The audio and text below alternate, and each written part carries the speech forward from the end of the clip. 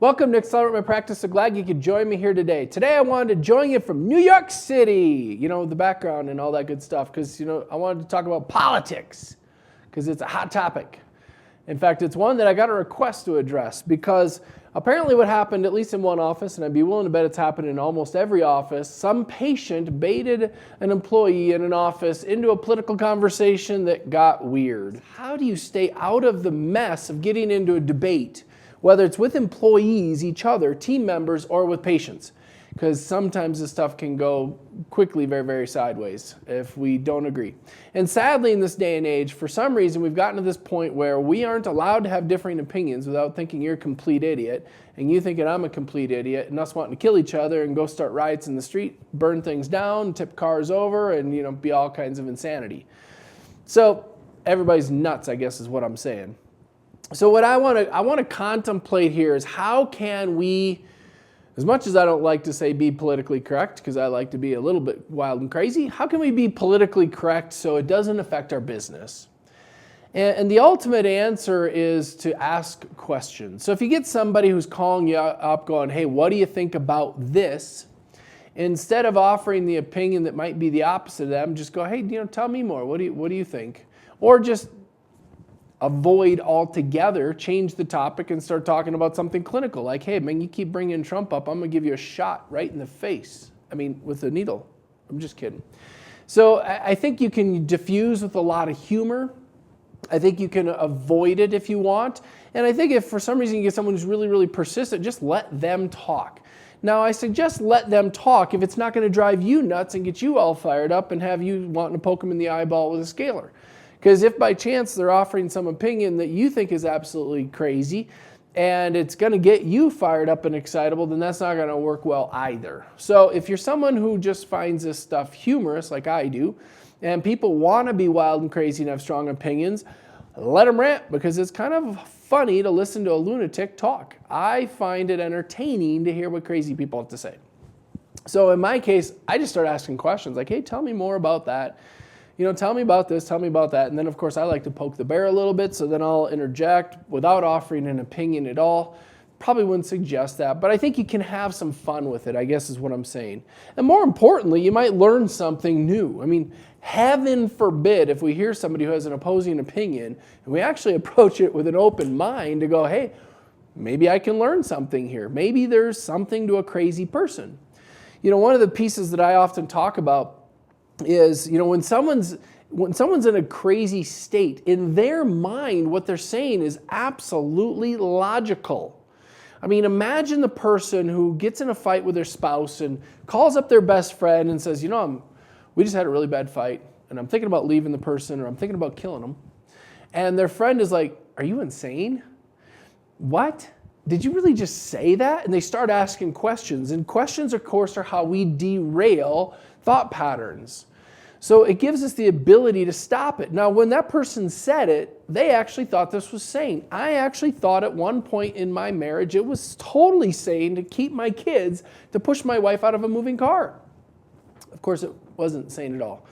And that's probably where this whole temporary insanity defense comes from. And I wasn't serious about it, of course. It just was one of those things that made me chuckle to try and break my state because, we were fighting pretty badly.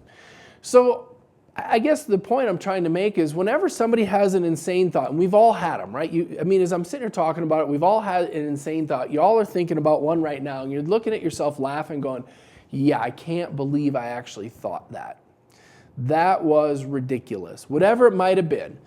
And, so when someone's saying something insane to you about politics and about how the world's going to come to an end and there's an asteroid getting ready to crash into the least favorite state in the country, whatever that might be, it's to that person in that moment, it's a completely coherent, sane thought.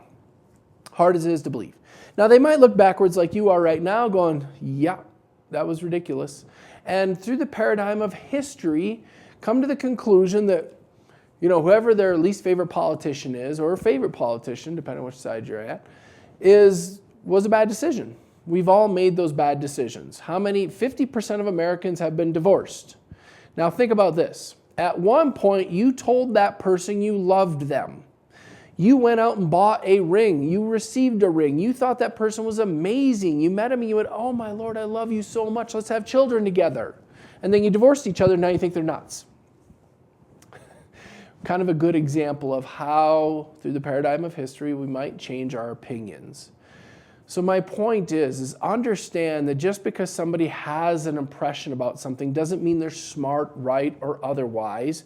Might mean they just need to be educated. Probably not your job to educate a patient about why their political viewpoints are wrong, because it's just going to become contentious.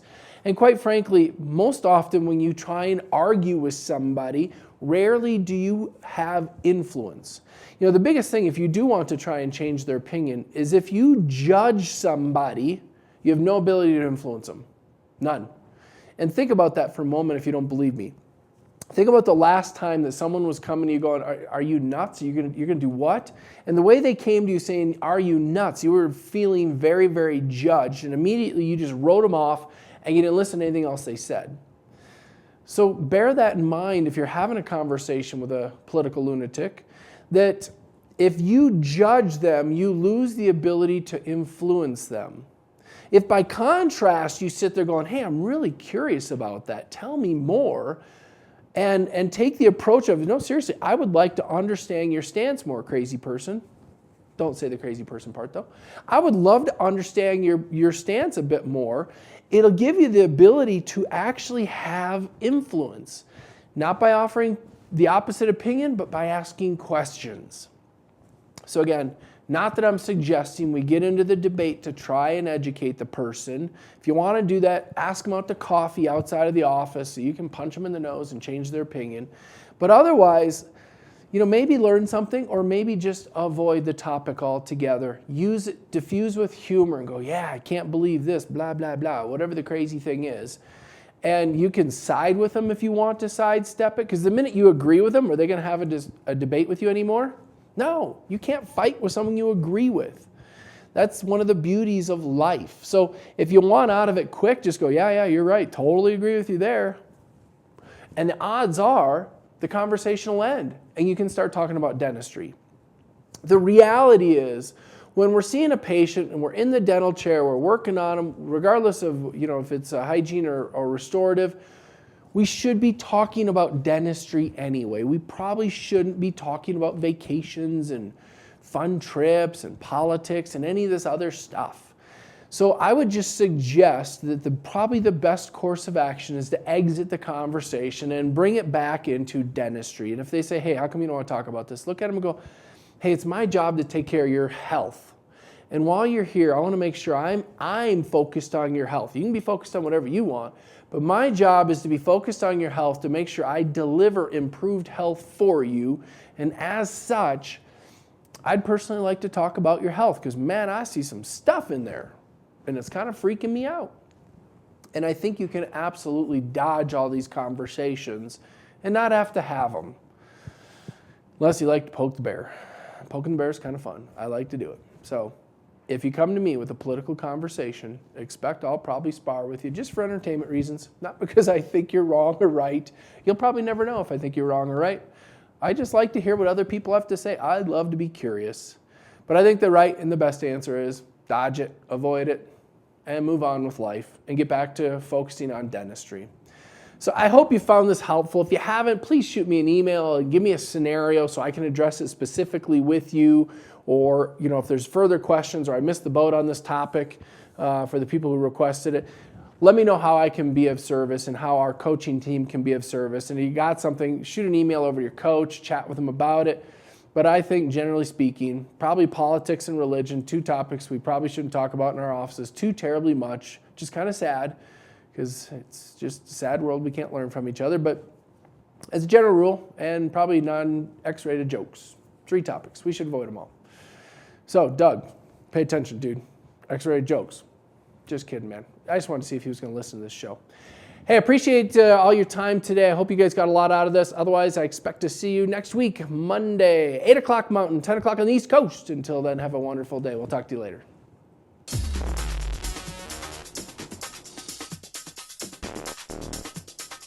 What if you could have the practice of your dreams?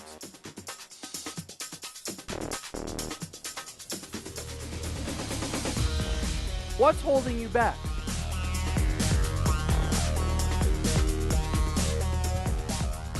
Imagine a life where you have everything you ever wanted.